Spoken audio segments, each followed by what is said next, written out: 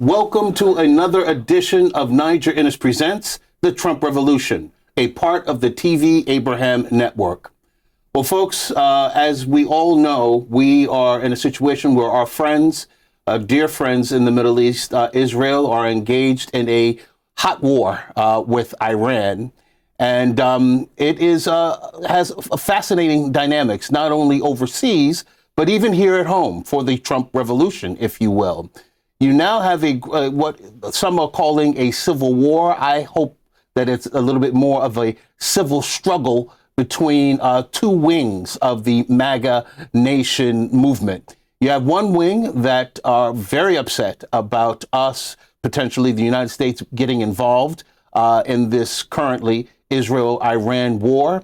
And then you have another wing that think that we should get involved. It's not only our moral obligation to, but it's our strategic obligation to as well.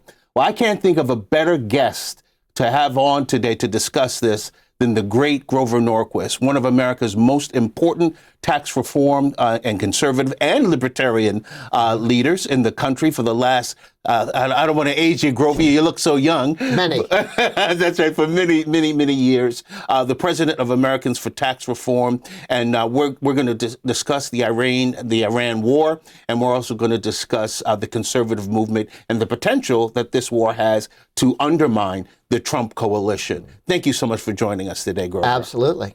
So what are your thoughts? Let me give you my thoughts at first. Sure. I was nervous as heck when Israel struck Iran because I had seen President Trump talking about, get to the negotiating table. Negotiations are going to go well. Iran is going to make a deal. And then before you know it, I hear Israel has struck Iran and a war has begun. I was quite nervous at first, but because I felt that actually today I had a ride, an Uber with a Bangladesh new citizen who wasn't a supporter of Trump, but says Trump is the only person that can stop World War III. And I kind of was a little nervous about it at first until it seemed to be a little bit of a good cop, bad cop routine, with Israel being the heavy hand and taking significant risks. And us coming behind it to pull the Iranian mullahs or the mullahocracy back to the negotiating table. What are your thoughts? I don't know, because that's all a secret as to what the U.S. and Israel did together, what they did separately. Israel's perfectly capable of acting on its own, but it's in many cases wise to. They couldn't have done what they did without American military support. And they can't do the next thing without American military support. So I do hope that Trump has thought this through and has agreed, at least in theory, to both of those, because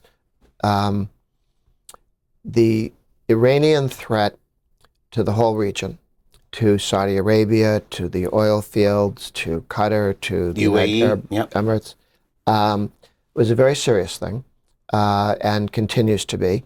But Iran without a nuclear weapon, Iran without serious numbers of missiles, without a serious air force, is less of a threat and may decide, why not be a rich oil country instead of a failed would-be hegemon? Yeah, I mean, the Persian people themselves, Prime Minister Netanyahu made this point, and it's a particularly brilliant point, that his war is not against the Iranian people, or as I like to say, the Persian people.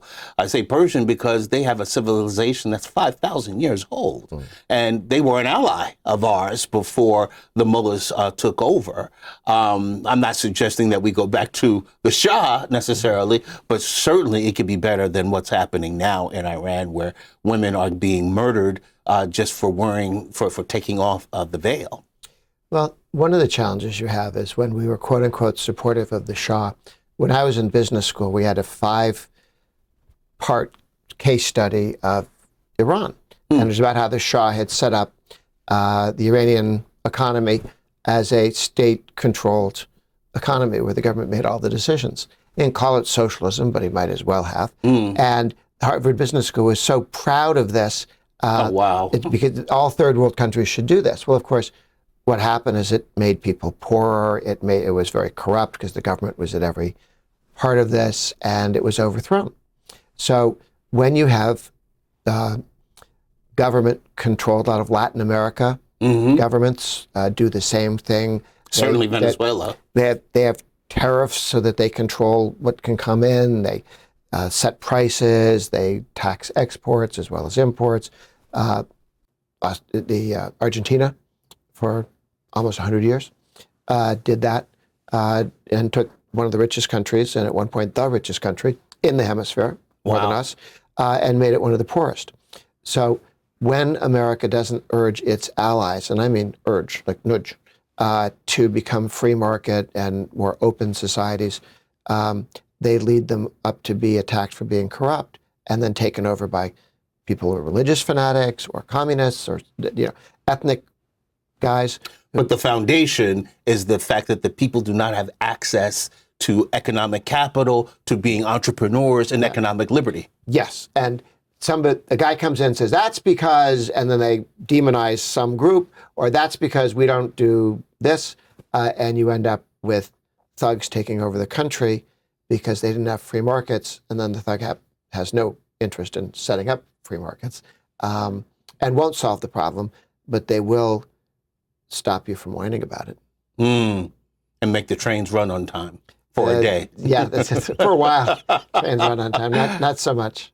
Well, Grover, there are a number of different directions that this war can go. I mean, that's what happens with war. You have the fog of war. You never know what could happen. Yeah. It seems to me that the mullahs could very well, though, be in trouble. I mean, to me, ironically, it's not just the precision bombings of Israel, which were phenomenal, but it was the way that they assassinated several people around the grand leader. I forget what the title is called. It seems like the regime is in serious danger. Is that a good thing? Is that a bad thing? I mean, my instinct says it's a good thing because the Iranians will have an opportunity at real liberty and controlling their own destiny. But then I also remember 10, 15, 20 years ago, us having this same conversation with Iraq. So what comes after is the question. Yes, and we don't know. There are probably 12 theories, and one of the 12 will be correct. And that person will go, I knew. Not sure about that. But somebody has to get it right if everybody's guessing enough times. We don't know how the ball will bounce. And Iran without nuclear weapons, and Iran without offensive missiles and offensive airplanes that are serious, is much safer for the rest of the world. And it may not solve Iran's problems, but it will make it easier for people in Iraq, Afghanistan, Turkey, at the Arab world. And to engage, to invest, to bring the Persian people back into the community of civilized nations. No reason that can't happen, but there got to be a dozen ways to screw it up.